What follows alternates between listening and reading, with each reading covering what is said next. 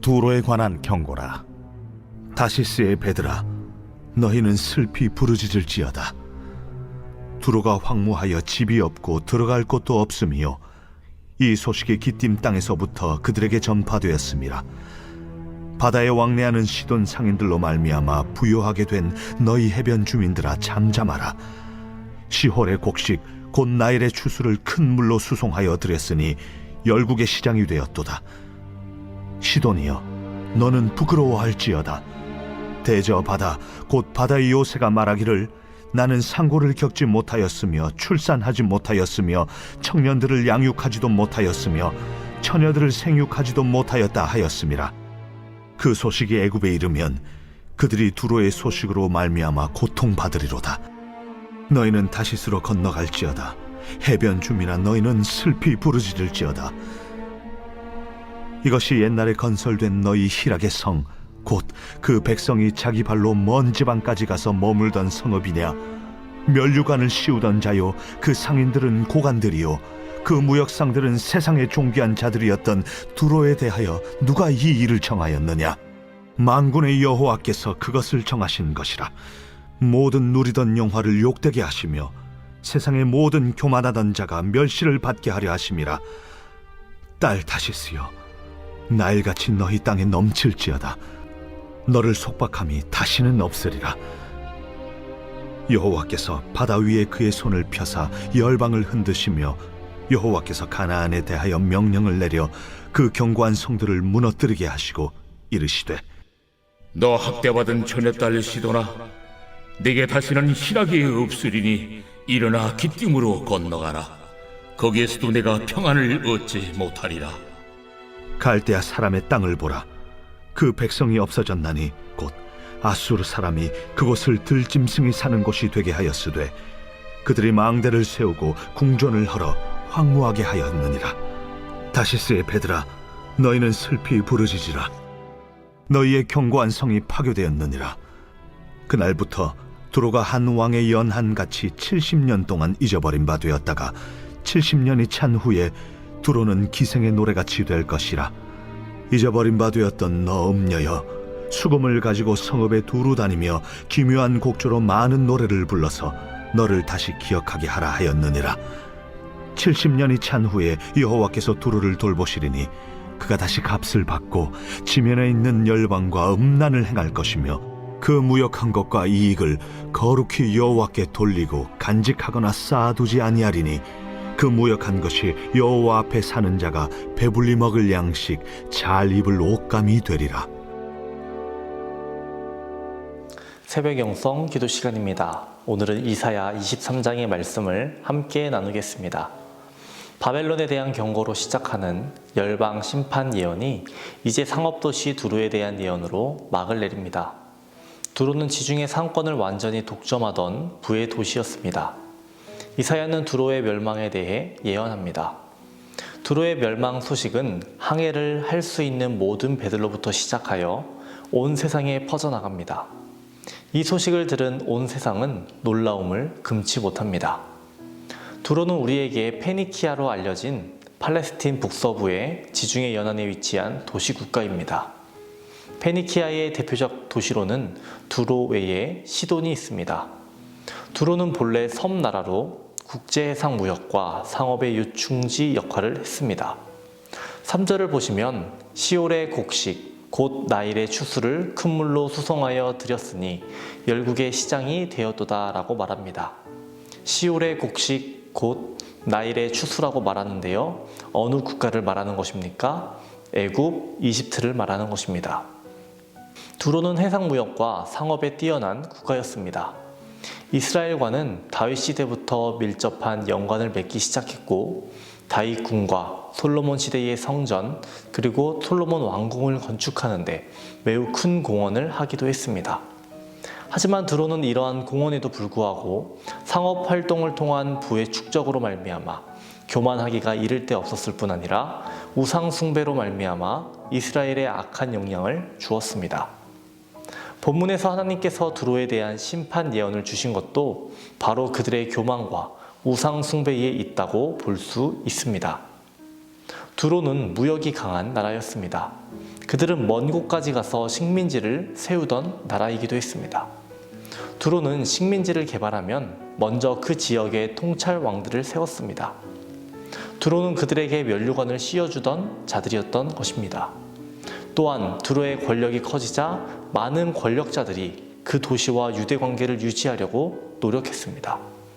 즉 두로는 세상에 존귀한 자였습니다. 1절을 보시면 다시스를 언급하고 있습니다. 다시스는 두로의 모든 식민지를 대표하는 곳입니다.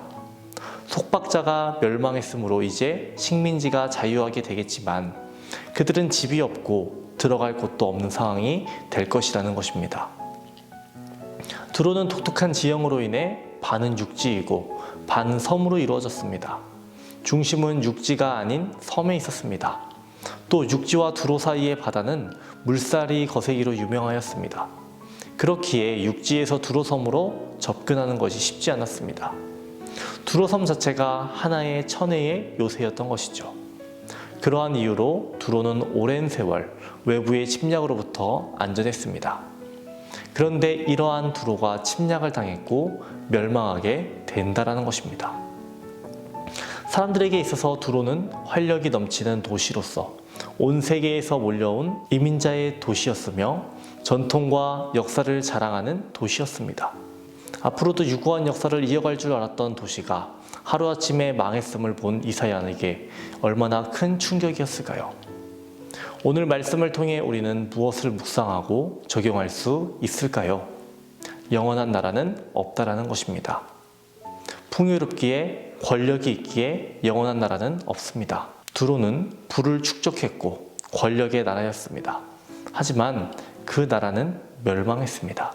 세계는 알렉산더의 헬라 국가가 영원할 거라 믿었고 또 로마가 영원할 거라고 생각했습니다. 하지만 아니었습니다. 언젠가는 미국도 중국도 역사에 남을지 모릅니다. 하지만 영원한 나라는 존재합니다. 바로 어디입니까? 하나님 나라입니다. 로마 그리고 헬레니즘도 많은 문화를, 사상을 남겼습니다. 그 문화나 사상은 여전히 남아있고 우리 삶의 일부분이 되었습니다. 이는 백성은 그 나라의 문화와 사상에 젖어 있다는 것을 말씀드리는 것입니다. 또 문화와 사상을 만들어낸다는 것입니다. 우리는 이 세상 속에서 살아가지만 하늘에 소망을 두고 하늘나라의 가치관을 두며 살아가야 하지 않겠습니까? 그렇게 살기로 결단하는 것 아닙니까? 그렇다면 우리의 문화는, 우리의 정신은 무엇을 따라야 하겠습니까? 하늘나라에 두어야 합니다. 예수 그리스도의 마음을 품고 닮아가야 한다라는 것입니다.